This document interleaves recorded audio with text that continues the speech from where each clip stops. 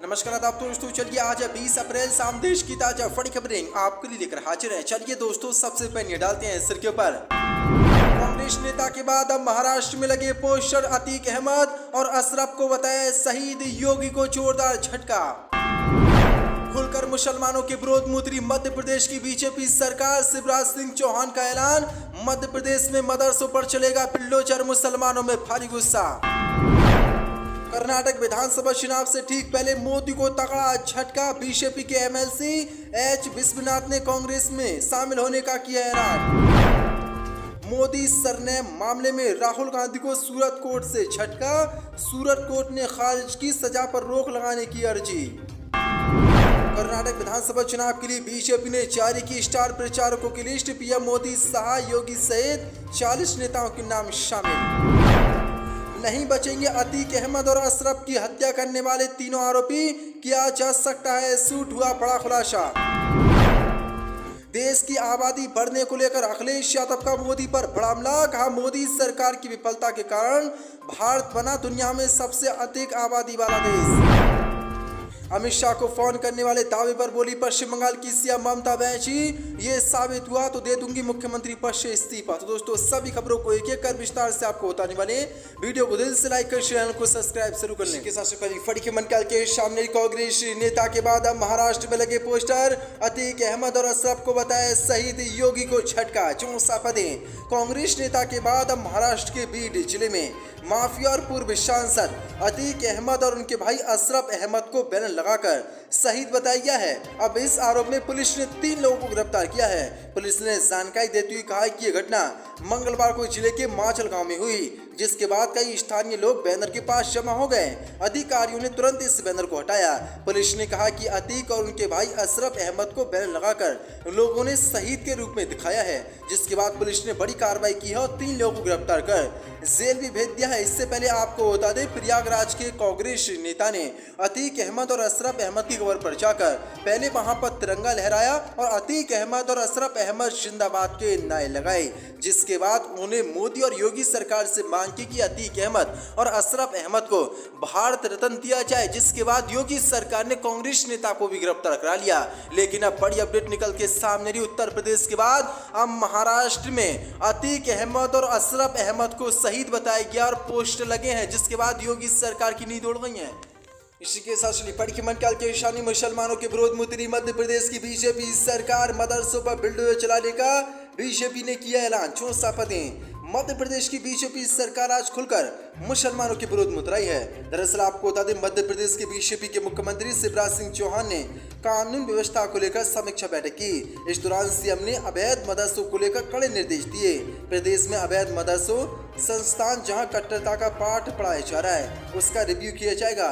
CM ने कहा कि कट्टरता और अतिवाद बर्दाश्त नहीं किया जाएगा। इससे लेकर बीजेपी प्रदेश अध्यक्ष बीडी शर्मा ने कहा कि मदरसे अवैध हों तो बुलडोजर चलेगा। बीजेपी प्रदेश अध्यक्ष ने कहा कि सभी शिक्षण संस्थानों का रिव्यू होता है, मदरसों का भी रिव्यू होना चाहिए। मदरसों के अंदर क्या हो रहा है, इसकी समीक्षा होनी चाहिए। अवैध मदरसे ही होते हैं, फिर चाहे मदरसा हो या अन्य शिक्षण संस्थान, मदरसे अवैध हैं तो उन पर भी बुलडोजर चलेगा। जो बड़ी अपडेट निकल के सामने, किस तरह से अब उत्तर प्रदेश के बाद मध्य प्रदेश की बीजेपी सरकार ने यह आदेश जारी किया है, रिव्यू होगा मदरसे का। अगर मदरसे में कोई भी खराबी पाई गई तो बीजेपी उस पर बुलडोजर चलवाएगी। इसी के साथ बड़ी की मनकाल के सामने मोदी को कर्नाटक चुनाव से पहले लगा एक और बड़ा झटका, बीजेपी के एमएलसी एच विश्वनाथ ने कांग्रेस में शामिल होने का किया ऐलान, चौंसा पदे। कर्नाटक विधानसभा चुनाव से ठीक पहले मोदी और अमित शाह को आज एक और बड़ा झटका लगा है। दरअसल आपको बता दें, बीजेपी पार्टी के एक और नेता ने पार्टी छोड़ने का ऐलान कर दिया है। BJP MLC H Vishwanath Congress party का दामन थामेंगे। एमएलसी एच विश्वनाथ ने कहा कि आज मैं कांग्रेस से ज्वाइन कर रहा हूं। उन्होंने कहा कि इसके पीछे राजनीतिक कारण है, यही वजह है कि मैं बीजेपी छोड़कर कांग्रेस में शामिल हो रहा हूं। इससे पहले राज्य के पूर्व मुख्यमंत्री जगदीश शेट्टार बीजेपी छोड़कर कांग्रेस पार्टी में शामिल हो गए थे। लेकिन बड़ी अपडेट निकल के सामने एक बार फिर से बीजेपी को बड़ा झटका लगा है और एक और बीजेपी नेता ने पार्टी छोड़ दी है। इसी के साथ बड़ी की मनकाल के मोदी सरनेम मामले में राहुल गांधी को कोर्ट से बड़ा झटका, सूरत कोर्ट ने खारिज की सजा पर रोक लगाने की अर्जी, चौंसा पदे। मानहानि मामले में कांग्रेस के पूर्व अध्यक्ष राहुल गांधी को बड़ा झटका लगा है। गुजरात में सूरत की एक सत्र अदालत ने मोदी सरनेम वाले बयान को लेकर राहुल गांधी को दोषी ठहराए जाने के फैसले पर रोक लगाने की याचिका को खारिज कर दिया है। मानहानि की 2 साल की सजा कोर्ट ने बरकरार रखी है। कोर्ट के इस फैसले के बाद राहुल गांधी की संसद सदस्यता रद्द रहेगी।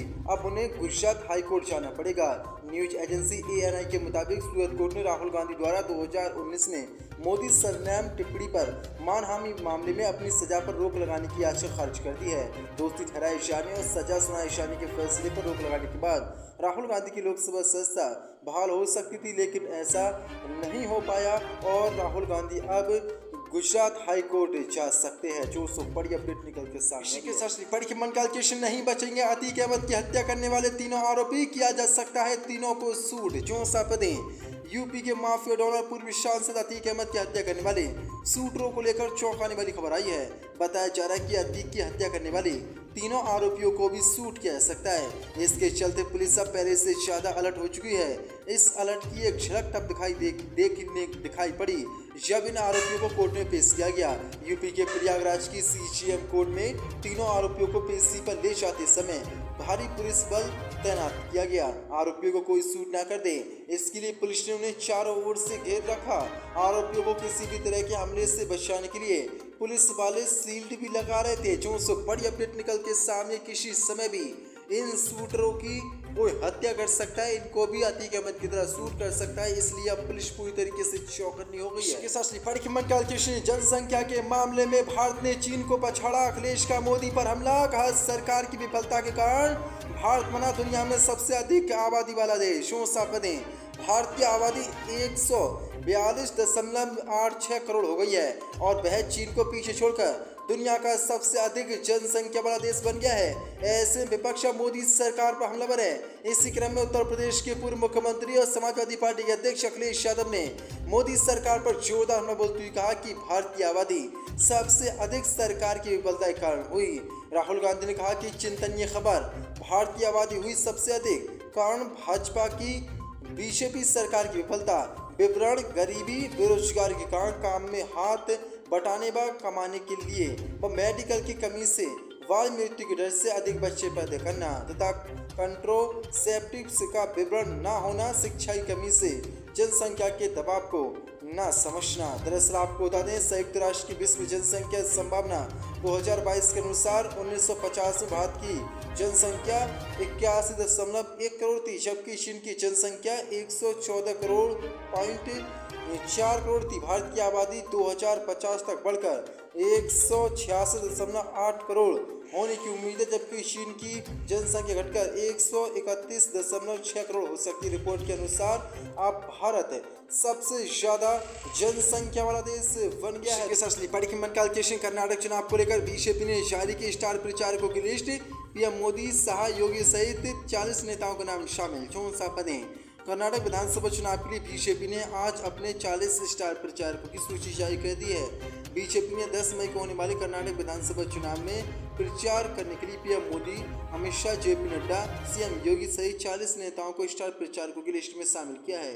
बीजेपी के स्टार प्रचारकों की लिस्ट में PM मोदी के बाद पार्टी के राष्ट्रीय अध्यक्ष JP नड्डा, रक्षा मंत्री राजनाथ सिंह, केंद्रीय गृह मंत्री अमित शाह, नितिन गडकरी, BS येदियुरप्पा, निर्मला सीतारमण, स्मृति ईरानी, चुनाव प्रभारी धर्मेंद्र प्रधान, राज्य के प्रभारी अरुण सिंह समेत 40 नेताओं को शामिल किया गया है। बीजेपी ने कर्नाटक के मुख्यमंत्री वासवराज मोई के अलावा उत्तर प्रदेश के CM योगी, मध्य प्रदेश के CM शिवराज सिंह चौहान, असम के CM हेमंत बिस्वा शर्मा, महाराष्ट्र के उप मुख्यमंत्री देवेंद्र फडणवीस का नाम भी शामिल है, जिससे पहले भी कांग्रेस पार्टी ने अपने 40 स्टार प्रचारकों की लिस्ट जारी की। इसी के साथ पढ़ के मन अमित शाह को फोन करने वाले दावे पर बोली पश्चिम बंगाल की CM ममता बनर्जी, ये साबित हुआ तो दे दूंगी अपना इस्तीफा। 64 पदें। पश्चिम बंगाल की मुख्यमंत्री ममता बनर्जी ने बुधवार को कहा कि अगर ये साबित हो जाता है कि तृणमूल कांग्रेस पार्टी के राष्ट्रीय पार्टी का दर्जा गंवाने के बाद उन्होंने केंद्रीय गृह मंत्री अमित शाह को फोन किया तो वह अपने पद से इस्तीफा दे देंगे।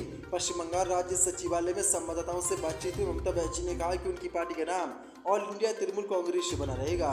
विपक्ष के बंगाल के नेता विपक्ष शुभेंदु अधिकारी के दावे की उन्होंने फोन किया था को खारिज करते हुए ममता बनर्जी ने कहा कि अगर ये साबित होता है कि मैंने TMC के राष्ट्रीय दर्जे को लेकर अमित शाह को फोन किया तो मैं अपने पद से इस्तीफा दे दूंगी। शुभेंदु अधिकारी ने मंगलवार को दावा किया था कि निर्वाचन आयोग ने जब टीएमसी के राष्ट्रीय पार्टी का दर्जा खत्म किया था तो बनर्जी ने अमित शाह को फोन करके उनसे फैसले को निरस्त करने का अनुरोध किया था। ममता बनर्जी ने भारतीय जनता पार्टी पर निशान साधते दावा किया कि वह भाजपा 2024 लोकसभा चुनाव में 200 से ज्यादा सीटें नहीं जीत पाएगी। मुख्यमंत्री ने कहा कि अनुभवी राजनेता मुकुल राय के बेटे सुभाष द्वारा उनके पिता के लापता होने की शिकायत पर राज्य प्रशासन गौर करेगा। राज के परिवार का कहना है कि वे मनोभ्रम और पार्किंग नोट से पीड़ित हैं, लेकिन बड़ी अपडेट निकल के सामने रही है। ममता बनर्जी ने शुभेंदु अधिकारी के आरोपों को खारिज कर दिया। शुभेंदु अधिकारी ने कहा था कि जब टीएमसी का राष्ट्रीय पार्टी का दर्जा गवा था तो ममता बनर्जी ने अमित शाह को कॉल करके कहा था कि इस फैसले को निरस्त किया जाए। अब ममता बनर्जी ने एक बड़ा बयान दिया और कहा कि अगर मैंने अमित शाह को फोन किया था ये दावा सच साबित होता है, कोई भी इस दावे को सच कर देता है तो मैं अपने मुख्यमंत्री पद से इस्तीफा दे दूंगी।